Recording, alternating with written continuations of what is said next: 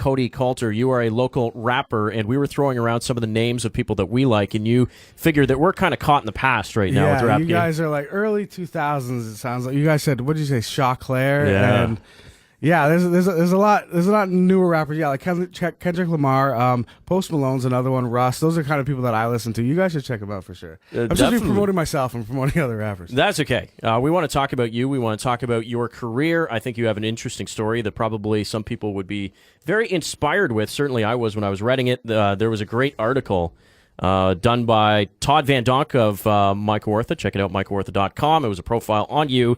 Maybe first, tell me a little bit about your love for rap music and where you think that sort of came from. Okay, well, it came. Well, my dad really pushed a lot of his music that he listened to on me, which was like a lot of heavy metal bands. And I started listening to Limp Bizkit. I think that's kind of where it came from. Nice. Limp Bizkit and Rage Against the Machine. And I started just to be able to nail the lyrics, you know, and which that led me into Eminem. And so Eminem really was like an inspiration to me right at the beginning. I had a book report in grade 8 where we had to act out or perform the book report in some way.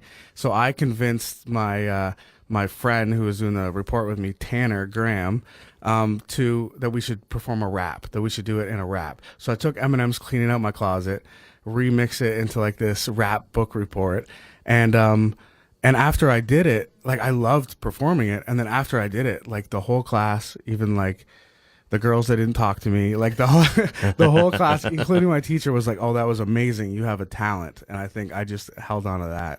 Man, that's so impressive. So that was kind of your first foray into the idea of maybe putting lyrics together? Right, definitely.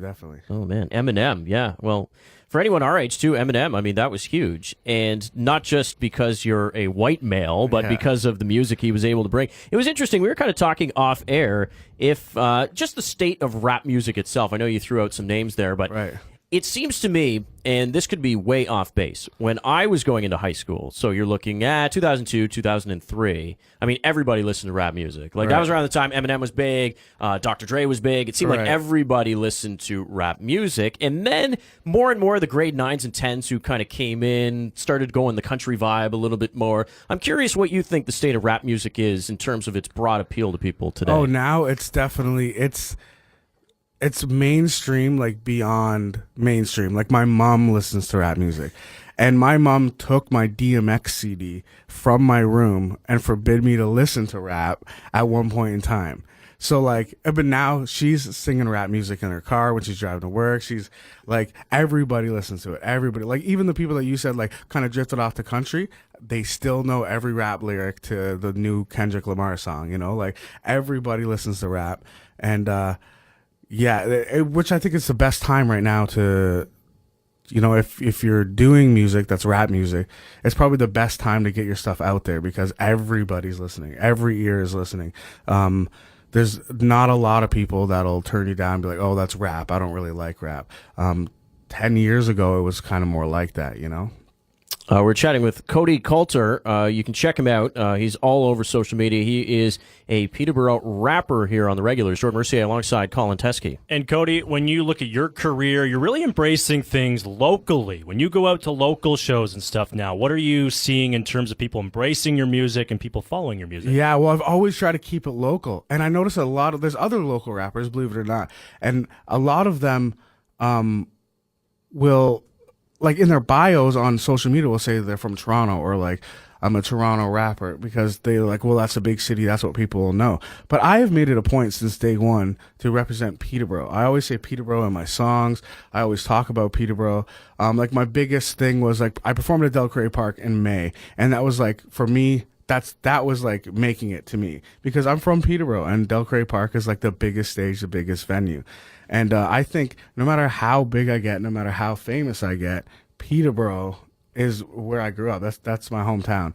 And they have been helping me so much. Like I do have fans all over the place, which is kind of crazy. I still don't even believe it saying it, but I have fans in Russia, South Africa. Like, and they're commenting because I made a post that comment where you're from, and they're all over the place. It's crazy. But I noticed that Peterborough, my fan base in Peterborough, really supports. They're buying tickets, they're buying merch, they're coming out to shows, they're sharing my videos. Like, they are really proud of me, and I love that feeling for sure. And if you haven't seen one of the videos, I mean, I think that is so cool because you were literally in and around the city. Right. You know, I think you were doing one up here just by the speakeasy here at the corner, and then you're in a parking garage and all that kind of stuff. Well, I have a series called Throwaway Bars, and I just dropped my 20th one the day before Halloween. It's a Halloween theme, and which I don't usually theme them, but I have 20 of them out, and one of them I shot, one of them with the most views. It's at about 8,000 views. It was in front of the Peterborough Water Tower, so I have it in the background, and it says Peterborough right there, and that one got shared a lot because it's like, oh my God, he's from Peterborough, you know? Oh, very cool. And if somebody wants to go and check out their music, what's the best way of doing it? I'm blown away by the amount of views you get on some of these songs. Yeah, well, like, I put in 8 years of work doing shows with big name artists and putting out music videos and putting out 2 solo albums, and didn't really get anywhere. And so I quit for 3 years, and I've been back in 8 months, and I've surpassed everything I've done in 8 years. Just in the last 8 months. And I mean, new social media, new everything. I didn't piggyback on any of my old stuff, you know, like, I created a new social media, and I'm surpassing where I was. So the best way to find me on social media would be Koty Kolter Music. That's KOTYKOLTER Music.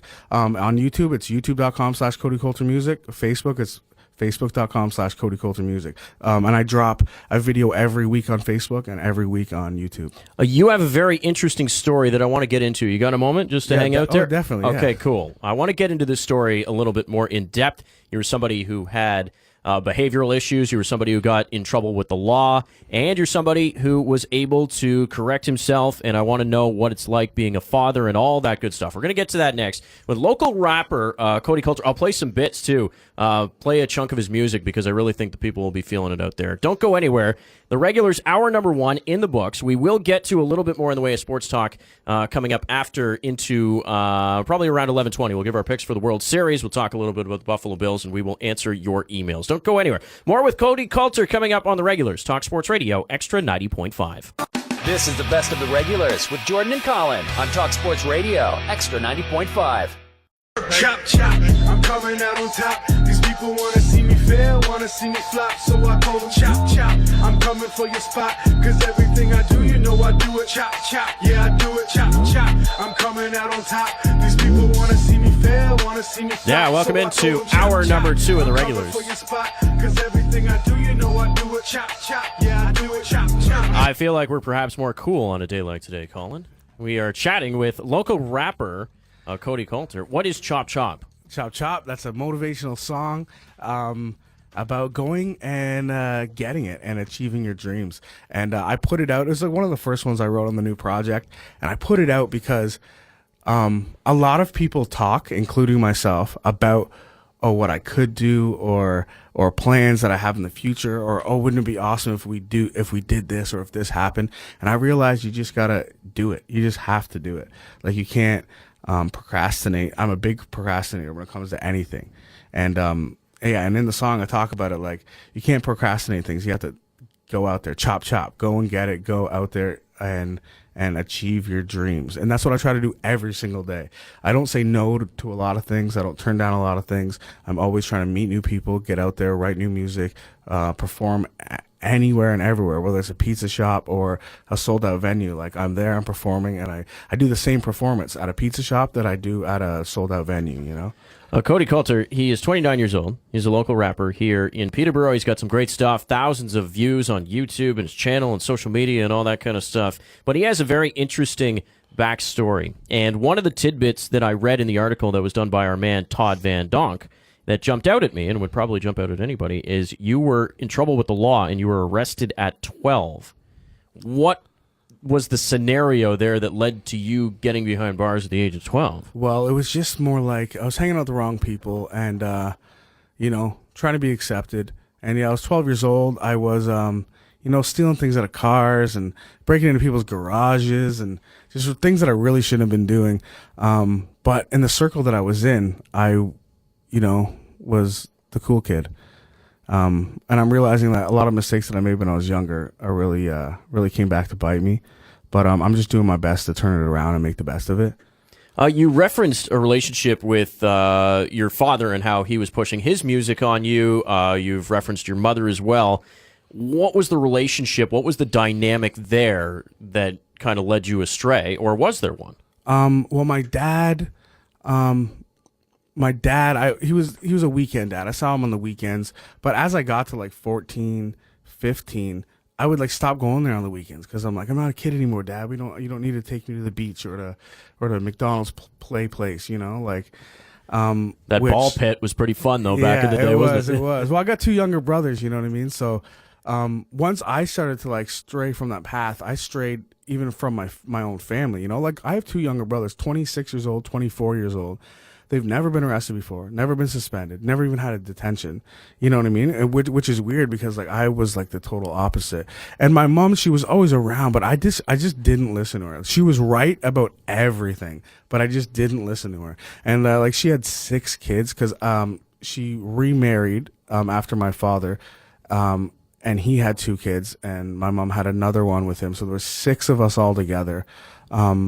The guy she was married to wasn't working. My mom was working like 2 jobs at one point. So like, I just kind of had to, and I was the oldest, right? So my mom was like, you can take care of yourself. I have all these other kids I got to take care of. So I kind of like was out of her hair, but at the same time, I was her biggest burden because, the cops are showing up looking for me every week, and yeah, it was crazy. I'm curious, you're arrested at 12. What's the realization when you're 12 years old and you've been arrested? To some people, that would be enough to scare them straight, but I have a feeling you kind of ventured a little bit further off the narrow path as you creep towards your teen years. Right, right, because I'm going in and out from 12, 13, 14, but I'm not coming out to everybody being shocked and being like, I can't believe that happened. I'm coming out to other people that have been in there. Even when I'm in there, I'm sitting in there for 6 months, and I know the people in there, and then I come out and I have new friends now that are from there, you know what I mean? And I come out and I don't tell my friends like, oh, I was just in there for 6 months. They're like, oh my God, that's so horrible. They're like, oh yeah, I did 6 months like a while ago, So like growing up 14, 15, 16, 17, like going up Brookside and stuff and going in and out, I just had a circle of people that always went in and out. So it was normal to me. I didn't have friends that weren't getting into trouble.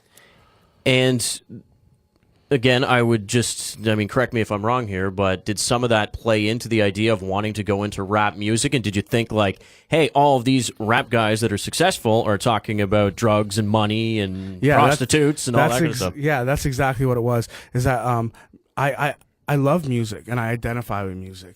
And these rappers were talking about things that I was going through, like the selling drugs and going to jail and stuff. That was my life. That's what I was going through.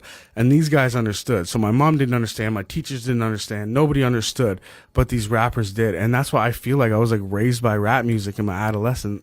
And as a teenager, I was raised by these albums. And like, I wasn't the person that listened to Eminem album and thought it was all 100% true and, acted like I could realize what was fake and what wasn't. But I knew that like, all of these rappers' stories, like growing up in trailer parks and growing up broke and growing up, getting kicked out of school and teachers not understanding, like I gravitated towards that and I hung on to that throughout all my teens. That's why I didn't think, me going to jail was like a normal part of life to me, especially when all my friends are in and out as well, We're chatting with Koty Kolter. You can check him out. He is a fantastic rapper. And he's somebody who's getting things done on the local scene. This is the Regulars, Jordan Mercier, Colin Teske, 1107. So then, Koty, through all this, through high school and through your adolescence, when was the wake-up call for you? What happened to make you want to change things and turn things around? Well, I think it all kind of started the same year that my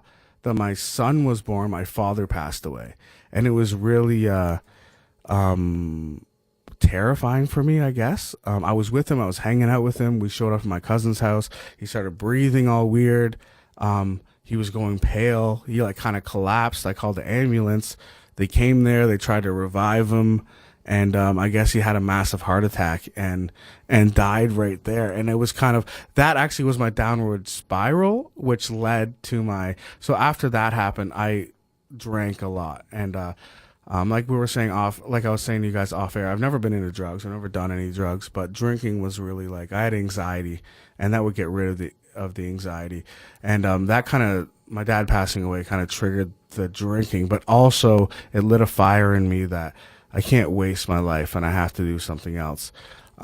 So I was trying to do music, and I was putting everything into music, and I ended up getting raided, me and 2 other people, and that was like my 100% wake up call. I was like, I'm looking at doing some significant time now.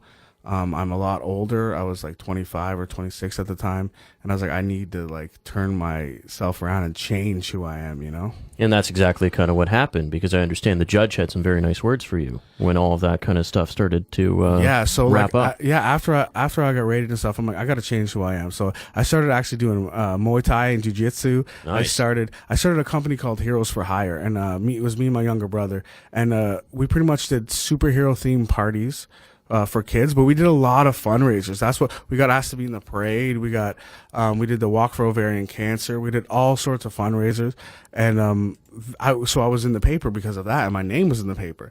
And I was like, oh wow, that feels really good. You know what I mean? Like I'm getting recognition, because I've been in the paper a lot. So it was always like, Koty Kolter has been arrested, you know? Yeah. So, so I started just doing that, but I stayed away from rap music for 3 years, because I was like, I don't want to fall back into that. I started doing the rap music. It's nothing but negative, because when I was rapping before, all my friends were drug dealers and crooked club owners and stuff like that. And I didn't want those friends. But then I kind of found that I could be like this local hero. I can perform at Delcray Park. I can perform all these places and be in the newspaper and be on the radio. And I don't have to be this bad guy. I don't need to drink and party. I don't need to do any of that in order to make music. And I found that I can make music that's motivational and it's not glorifying the stuff. So now when kids can listen to me, they're not going down the same path going, yeah, you know, Koty goes to jail in and out. Koty sells drugs, so I can do it too. They listen to me going like, that's not the path to take, you know, and you got to do things right, learn from my mistakes. Now, just focusing purely on the material here, Koty, you mentioned that you were in the rap game, so to speak, for years and years and years. Nothing was really clicking, but you've done so well in the last 2 or 3 years. Why do you think that was? Was there a strategic change in what you were writing about? Were you doing better at promoting yourself? Yeah. Why do you feel like you've kind of taken off in the last couple? I feel like, yeah, it's 100% the way I'm promoting myself. Like before, I feel like I was really ignorant. I was really cocky. And, I would rap about violent things, and I would rap about, you know, like, and glorifying those things. Now, it's the other way around, you know, like I still rap about sometimes some dark and depressing things, but they're real human emotions, you know, they're real things that real people go through, and people can hear that. Like I rap about relationships, I rap about breakups, I rap about my son, I rap about struggling to keep my stick on the ice and struggling to, you know, I have a song called Back to the Old Me I'm shooting a music video for, and it's about the everyday struggle that I have to go back to the old me, especially like when I see these people talking badly about me on the internet and rumors that I'm hearing about myself. It makes me want to just go punch somebody out, but I don't do that anymore. I don't fight anymore. I don't hang out with people that fight. I'm a dad now. If you do, take all your aggression, put it towards Colin over there, okay? Yeah. Stay away from me, Koty. I mean, don't worry. You mentioned your son a couple of times and just the impact that that's had on you, and I'm sure you take pride in being a good dad and a good role model. Yeah, I really do. I want to be able to sleep at night, and I can't sleep at night knowing that I'm not a good role model to my son. My son's 9 now. So, like, he's a friend to me now. He's not like a kid that I'm changing his diaper anymore, you know? Like, he's a friend. We play Minecraft, we play Call of Duty, we play Halo. Nice. We go out, we shoot hoops together, you know? Like, we actually click. And he'll just, if I'm doing bad or, like, something is up, like, he'll just call me on it, you know? So I have to, you know, be good. We're continuing our conversation here with Koty Kolter, local rapper. You have performed in some decent-sized venues. You have performed with some decent-sized names. If you had to pick out a couple of real highlights for your career to this point, what would they be? Oh, definitely French Montana. That was at the venue. Man, French Montana, he's a lot bigger in person than I thought. Like, his head is a pumpkin size. I'm not joking.